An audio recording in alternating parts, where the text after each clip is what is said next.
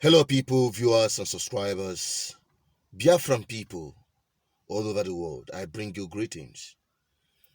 I'm back again, as usual, to tell you the truth, the hard truth. And still on the issue bordering around independence and freedom. I need to nail this thing continuously, consistently, until our people start reasoning properly and understanding the task ahead of us. I've said it time without number that your freedom, the freedom of Biafran people, is sacrosanct. You can't trade that for anything. And some Biafran people have mixed it up, independence of Biafra and the freedom of Biafran people. There's a huge difference between the two. And not just for the Biafran people alone, for any part of Africa, any nation that is agitating for their independence should understand they need to have relative freedom. Upon that freedom, you will now pursue your independence.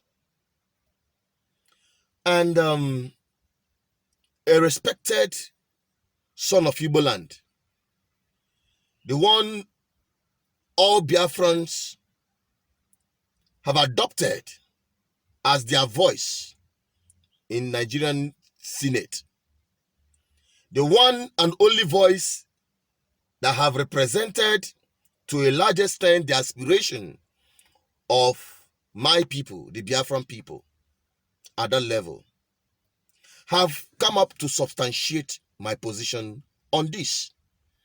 And that is why I'm making this video. And I want you to listen to him very briefly. And I'll be right back. Okay. I was saying that with regard to the Nnamdi Kanu, that we're still in court and that we appealed and that the appeal is subsisting and that we are still going through the appeal process. Okay. And we appealed because the terms of the bail were varied, and we said that a bail bond is like a contract. If you change the terms of the contract, then you need to let the opposing party know, Okay. to be sure that he is aware of that before, and that is still maybe it will also be a landmark case in terms of bail matters about that in Nigeria. Yeah. Now, let me summarize. If I'm wrong, let me know what you think about the Biafran movement as of today. You think that there are so many of them? You think that energy is being not being channeled in one direction? What do you want to see from that movement? Do you want it to continue? Do you want it to join the other Igbo movement? What is your take? Well, what I think is that there should be a meeting of minds between them, because we have,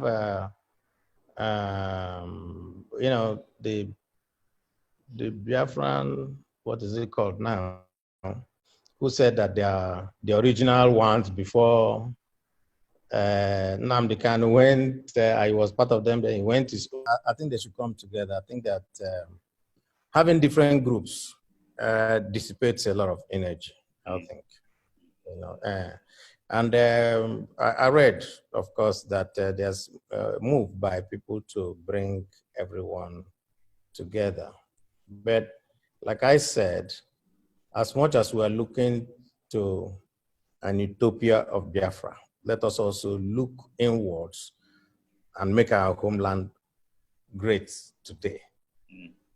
Now, talking about doing that, we have governors in the Southeast.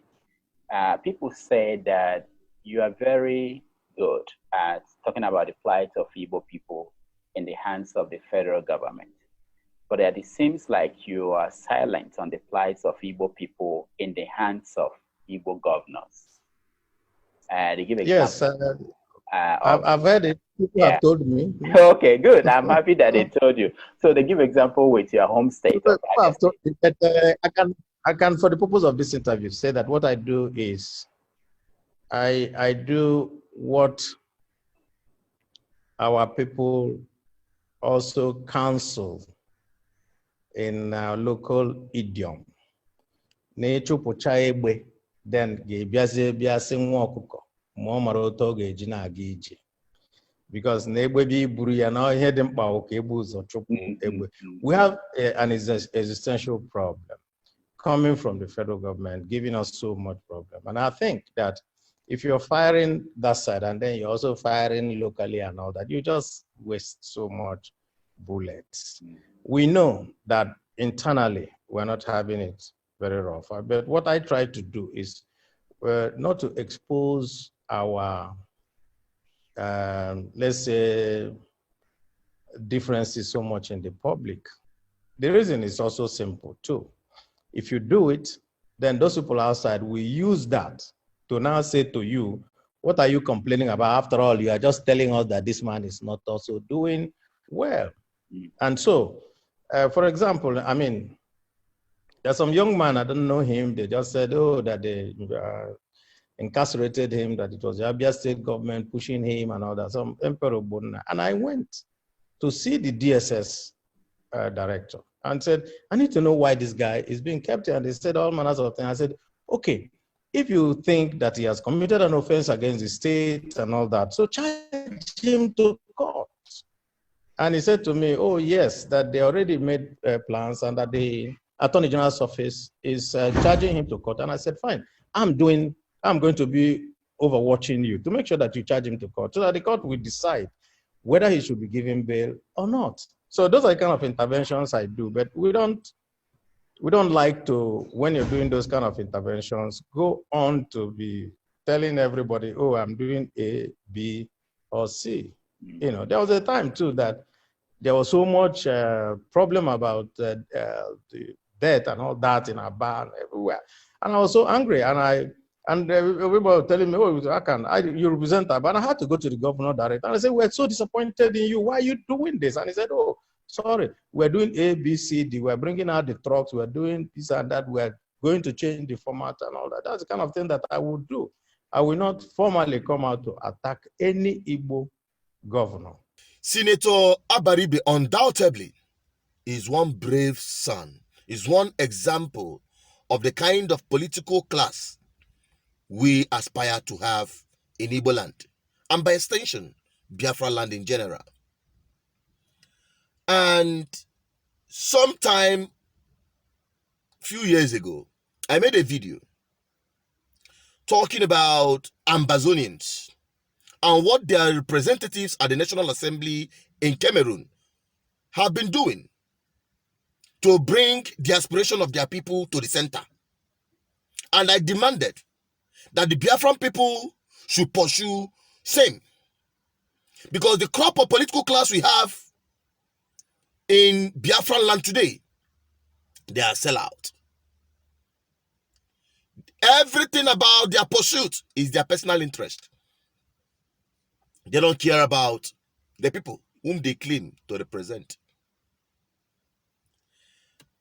And that video for the Ambazonians went viral, but our people are yet to embrace that truth. And that is why today, one of the Ambazonian nationalists, one of those at the front line in the Ambazonian quest for their freedom and independence, will be joining us live today on Biafra Discourse. Because Ambazonians and Biafrans are twins with one umbilical cord. So don't miss that program this evening. Make sure you join that live broadcast that will be happening on BVI Channel 1 tonight. Join me there and the rest of humanity as we dissect this issue. Abaribe said it in a very simple way. While we are pursuing for Biafra independence, we must be free as a people now, because we are still in Nigeria. And you have to understand this two concepts, the freedom and independence. And when you understand that, you understand the politics of Biafra and how to play it. Nothing will make me bring or release or expose the master plan we have to unseat all these never-do-wells Nigerian politicians parading themselves as our political leaders in Biafran land. We will get them out. But that will only happen when the Biafran enthusiasts, the Biafran agitators, irrespective of your group, agree to come on this same page, to take over power and free Biafrans politically, and free Biafrans economically, and free Biafrans socially, and even spiritually. I have tried in so many ways to explain this, yet it is quite difficult. I understand the damage Nigerian system had done on the mentality of my people. I understand the deprivation that have caused my people to stop reasoning properly like Biafrans. The Biafra that shook the world. Our fathers at the time were the best. Even up to today, check our IQ, the highest you can think of. And yet, people will call Marudas are taking advantage. Don't it ring bell into your brain that the people we call novice, uneducated, nomads are the ones taking charge of our affairs because we are contracted within Nigeria? We are better than this. We are better than this. And even those you allow to stay in front, parading themselves as your leaders, representing your interests per se, are the slaves to these nomads that whom you claim, whom we have grown up to say, see an average Fulani man or Hausa man as somebody that is unintelligent, that you are smart. We are smart, yet unsmart people are ruling us. Check that. The same thing is happening in our homeland. And our misery, the worst part of our situation is that those who are leading us are the slaves to the slave masters, who are even slaves to the super slave masters in Europe, in the Western world. Now you can see how deep our situation is. But we can free ourselves. We can free ourselves if only we start thinking properly. We start changing our attitude to this whole thing. We start keeping aside emotion, ideas. This is how it's supposed to be. Painting a picture in your head without considering the reality of the time and the condition we are faced with. I am not here to entertain you. I am not here to tell you that you will sleep in Nigeria today and wake up tomorrow in Biafra. I am not here to tell you what you want to hear. I am only committed to tell you the truth, the hard truth, the way it is. Now it is left for you to walk with the truth, because only the truth can set us and make us free. Embrace it. Join me tonight as we air our live broadcast with the Ambazonians, so that we can see what we can tap from them and what they can tap from us, because these are twins with one umbilical cord. Thank you for watching this far. Keep liking, keep sharing.